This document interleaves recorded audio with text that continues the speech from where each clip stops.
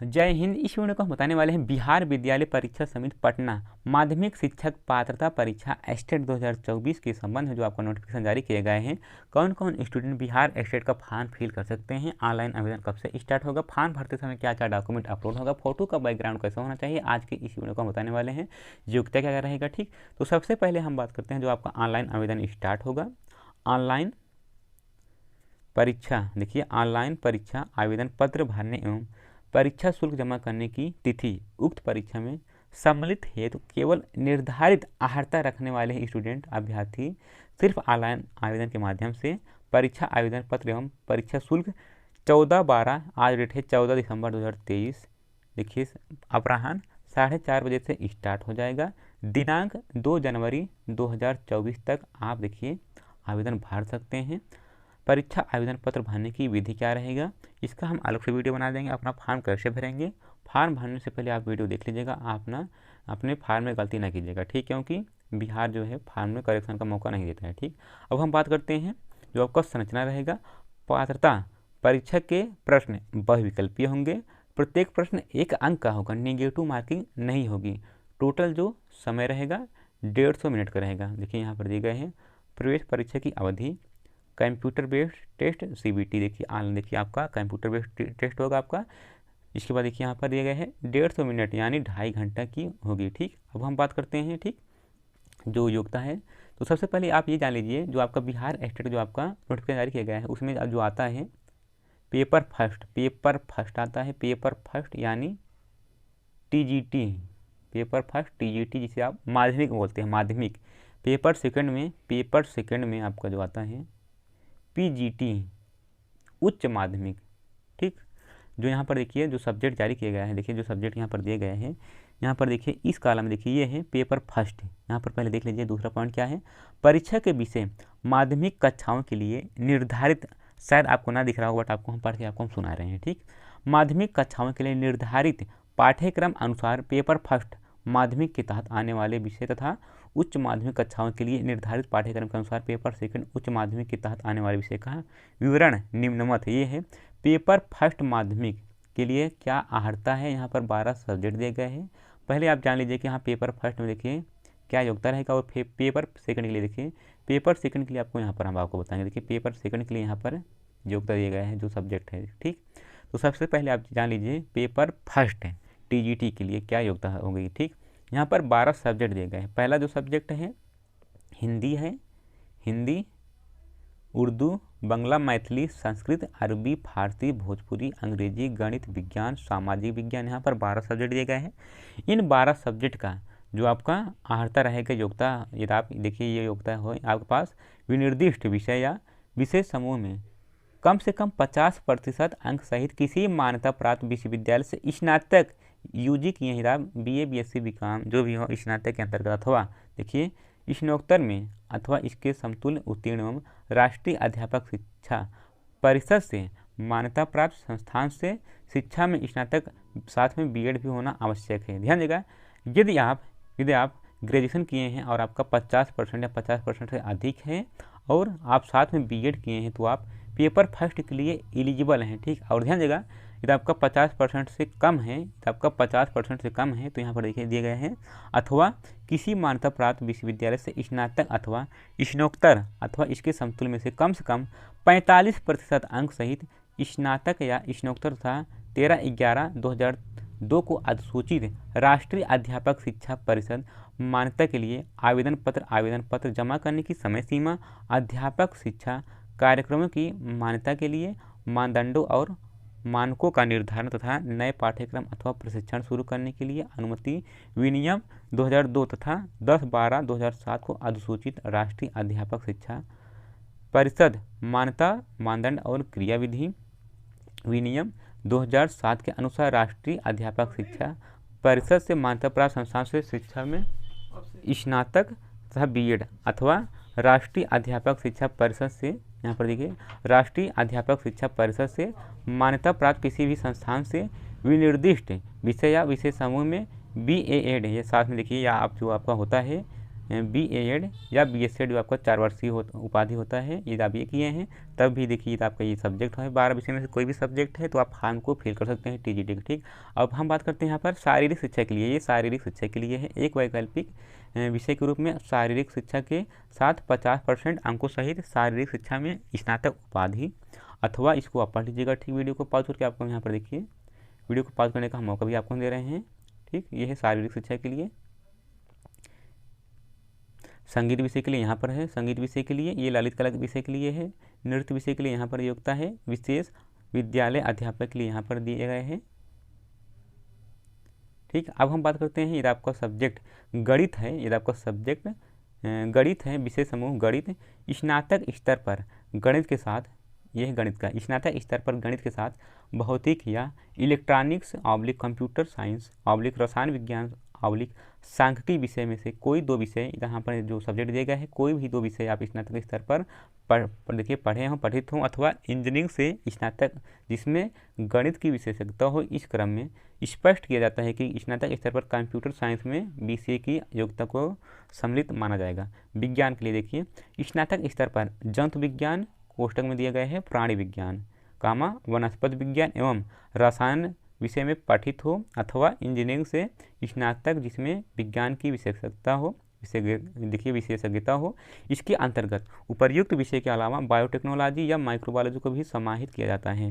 अब हम बात करते हैं सामाजिक विज्ञान के लिए। सामाजिक विज्ञान के लिए स्नातक स्तर पर सहायक विषय या प्रतिष्ठा विषय के अंतर्गत इतिहास, भूगोल, अर्थशास्त्र एवं राजनीति शास्त्र में से किसी 2 विषय में उत्तीर्ण हो, जिसमें अनिवार्य रूप से एक विषय इतिहास या भूगोल अवश्य हो। यहाँ पर देखिए फिर से आपको हम समझा दे रहे हैं। सामाजिक विज्ञान स्नातक स्तर पर सहायक विषय या प्रतिष्ठा विषय के अंतर्गत इतिहास, भूगोल, अर्थशास्त्र एवं राजनीति शास्त्र में से किसी 2 विषय में देखिए आप उत्तीर्ण हो, जिसमें अनिवार्य रूप से एक विषय इतिहास या भूगोल अवश्य हो। प्राचीन इतिहास विषय को भी देखिए इतिहास विषय के समकक्ष माना जाएगा। घा वाला देखिए, यह है भाषा से संबंधित विषय, जैसे आपका हिंदी वगैरह होता है।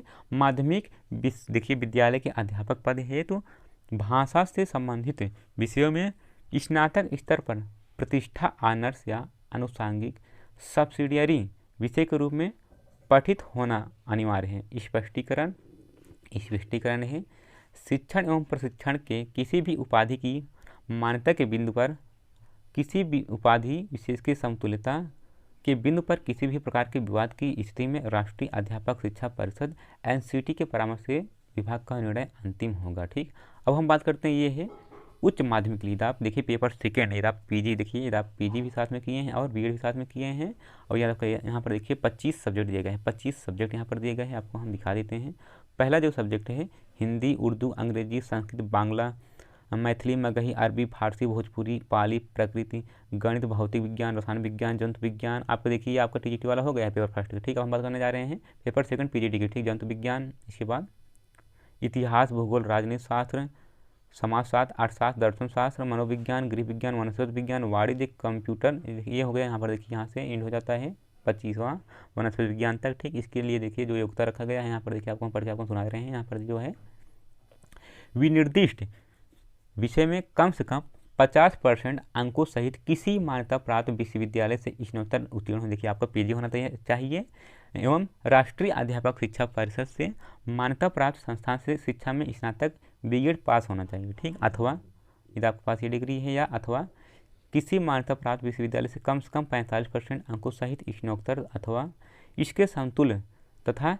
13/11/2002 को अधिसूचित राष्ट्रीय अध्यापक शिक्षा परिषद मान्यता के लिए आवेदन पत्र जमा करने की समय सीमा, अध्यापक शिक्षा कार्यक्रमों की मान्यता के लिए मानदंडों और मानकों का निर्धारण तथा नए पाठ्यक्रम अथवा प्रशिक्षण शुरू करने के लिए अनुमति विनियम 2002 और 10/12/2007 को अधिसूचित राष्ट्रीय अध्यापक शिक्षा परिषद मान्यता मानदंड और क्रियाविधि विनियम 2007 के अनुसार राष्ट्रीय अध्यापक शिक्षा परिषद से मान्यता प्राप्त संस्थान से शिक्षा में स्नातक, देखिए शिक्षा में स्नातक BEd होना चाहिए, अथवा किसी मान्यता प्राप्त विश्वविद्यालय से कम से कम 50% अंक सहित विनिर्दिष्ट विषय में देखिए स्नातकोत्तर आपका देखिए उस सब्जेक्ट से आपका स्नातकोत्तर होना चाहिए अथवा इसके समतुल्य तथा राष्ट्रीय अध्यापक शिक्षा परिषद से मान्यता प्राप्त किसी भी संस्थान से BA एड या BCED अथवा न्यूनतम 55% अंकों सहित अथवा उसके समकक्ष के साथ निर्दिष्ट विषयों में स्नातकोत्तर तथा 3 वर्षीय एकीकृत BEd MAd होना चाहिए। ठीक, आई होप यहाँ आप समझ होंगे। ठीक, अब हम बात करेंगे, देखिए ये है वाणिज्य के लिए अपना देख लीजिएगा, ये है कंप्यूटर साइंस के लिए, वीडियो को पॉज करके अपना इसको आप पढ़ लीजिएगा। अब हम बात करते हैं पाठ्यक्रम एवं एग्जाम पैटर्न की। ठीक, तो यहाँ पर देखिए पेपर फर्स्ट TGT एवं पेपर सेकेंड उच्च माध्यमिक PGT के लिए भी दोनों की हम बात करते हैं। तो यहाँ पर देखिए पाठ्यक्रम पेपर फर्स्ट माध्यमिक के तहत आने वाले विषयों के लिए राज्य के विश्वविद्यालय में लागू स्नातक स्तरीय पाठ्यक्रम तथा पेपर सेकेंड उच्च माध्यमिक के तहत आने वाले विषयों के लिए राज्य के विश्वविद्यालय में लागू स्नातक प्रतिष्ठा स्तरीय पाठ्यक्रम। चौथा पॉइंट, प्रश्न पत्र पैटर्न। माध्यमिक शिक्षक पात्रता परीक्षा में पूछे जाने वाले प्रश्नों में 100 अंक निर्दिष्ट विषय से होंगे, आपके विषय से होंगे 100 अंक। इसके बाद देखिए तथा 50 अंक शिक्षण कला अन्य दक्षताओं पर आधारित होंगे। ठीक, शिक्षण कला एवं अन्य दक्षताओं पर आधारित होंगे।